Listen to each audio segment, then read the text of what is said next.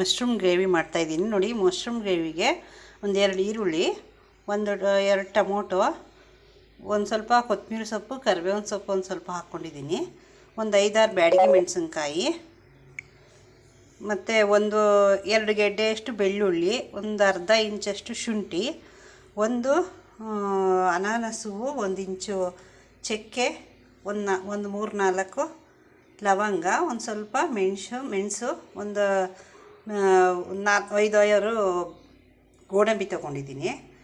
ಮತ್ತು ಇದಕ್ಕೆ ಇಲ್ಲಿ ಮಶ್ರೂಮ್ನೆಲ್ಲ ಮೇಲ್ಗಡೆ ಸಿಪ್ಪೆ ಎಲ್ಲ ತೆಗೆದು ಎಲ್ಲ 3 ಟೈಮು ವಾಶ್ ಮಾಡಿಬಿಟ್ಟು ಅರಿಶಿನ ಉಪ್ಪು ಹಾಕಿಟ್ಟಿದ್ದೀನಿ.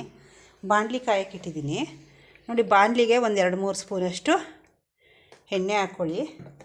ಎಣ್ಣೆ ಹಾಕ್ಕೊಂಡು ಈಗ ನಾವು ಇಟ್ಟಿದ್ದೀವಲ್ವ ಅವೆಲ್ಲ ಈ ಮಸಾಲೆ ಐಟಮ್ಗಳನ್ನೆಲ್ಲನೂ ಚೆನ್ನಾಗಿ ಫ್ರೈ ಮಾಡ್ಕೊಳ್ಳೋಣ ನೋಡಿ. ಟೊಮೊಟೊ ಮತ್ತು ಈರುಳ್ಳಿ ಎಲ್ಲ ಚೆನ್ನಾಗಿ ಸಾಫ್ಟ್ ಆಗೋವರೆಗೂ ಫ್ರೈ ಮಾಡ್ಕೊಳ್ಳಿ. ಗೋಡಂಬಿ, ಚಕ್ಕೆ, ಲವಂಗ ಎಲ್ಲನೂ ಹಾಕಿದ್ದೀನಿ. ಇದು ಗೀ ರೈಸ್ ಜೊತೆ, ಚಪಾತಿ ಜೊತೆ, ಅನ್ನದ ಜೊತೆ ಎಲ್ಲ ತುಂಬ ಚೆನ್ನಾಗಿರುತ್ತೆ. ಪೂರಿ ಜೊತೆ ಎಲ್ಲ ತುಂಬ ಚೆನ್ನಾಗಿರುತ್ತೆ. ಒಂದು ಸಲ ಟ್ರೈ ಮಾಡಿ ನೋಡಿ. ಎಲ್ಲ ಚೆನ್ನಾಗಿ ಫ್ರೈ ಆಗಿದೆ. ಈಗ ಇದನ್ನು ಒಂದು ತಟ್ಟೆಗೆ ತಣ್ಣಗಾಕೋಕ್ಕೆ ಹಾಕಿಟ್ಕೊಳ್ಳೋಣ. ಈಗ ಅದೇ ಬಾಣಲಿಗೆ ಇನ್ನೊಂದು 2-3 ಸ್ಪೂನಷ್ಟು ಎಣ್ಣೆ ಹಾಕ್ತಾಯಿದ್ದೀನಿ. ಈಗ ಮಶ್ರೂಮ್ ಎಲ್ಲ ತೊಳೆದಿಟ್ಕೊಂಡಿದ್ದೀವಲ್ವ ಅದನ್ನ ಹಾಕ್ಕೊಳ್ಳೋಣ.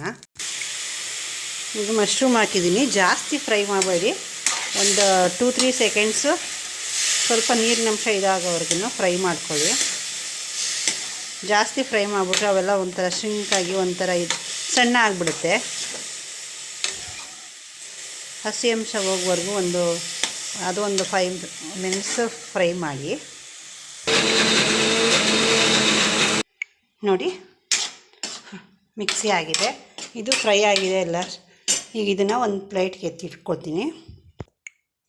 ಈಗ ಬಾಣಲಿಗೆ ಇನ್ನೊಂದು 2-3 ಸ್ಪೂನಷ್ಟು ಎಣ್ಣೆ ಹಾಕ್ಕೊಂಡು ಈ ಮಸಾಲೆ ಮಾಡಿದ್ದೀವಲ್ವ ಅದನ್ನು ಹಾಕ್ಕೊಳ್ಳೋಣ.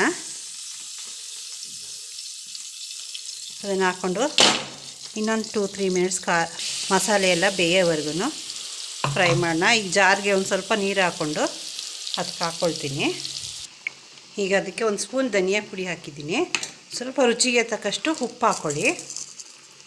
ಮಸಾಲೆ ಎಲ್ಲ ಚೆನ್ನಾಗಿ ಒಂದು 2-3 ಮಿನಿಟ್ಸು ಬೇಯಲಿ. ಅದು ಚೆನ್ನಾಗಿ ಒಂದು 2-3 ಕುದಿ ಬರಬೇಕು ನೋಡಿ. ಕುದೀತಾ ಇದೆಯಲ್ವ. ಈಗ ಇದಕ್ಕೆ ಮಶ್ರೂಮ್ ಹಾಕ್ತೀನಿ. ಫ್ರೈ ಮಾಡಿರೋ ಮಶ್ರೂಮ್ ಹಾಕಿದ್ದೀನಲ್ವ. ಈಗ ಒಂದು 2-3 ನಿಮಿಷ ಅದು ಮಸಾಲೆ ಎಲ್ಲ ಚೆನ್ನಾಗಿ ಹೊಂದ್ಕೊಳ್ಳುತ್ತೆ. ಹಾಗೆ ಕುದಿಯೋಕ್ಕೆ ಬಿಟ್ಬಿಡಿ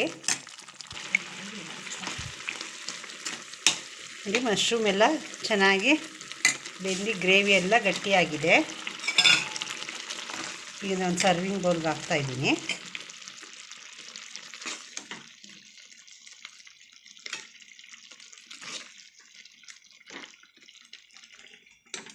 ನೋಡಿ, ಮಶ್ರೂಮ್ ಗ್ರೇವಿ ರೆಡಿಯಾಗಿದೆ. ಒಂದು ಸಲ ಟ್ರೈ ಮಾಡಿ ನೋಡಿ. ಲೈಕ್ ಮಾಡಿ, ಶೇರ್ ಮಾಡಿ, ಸಬ್ಸ್ಕ್ರೈಬ್ ಮಾಡಿ. Thank you for watching.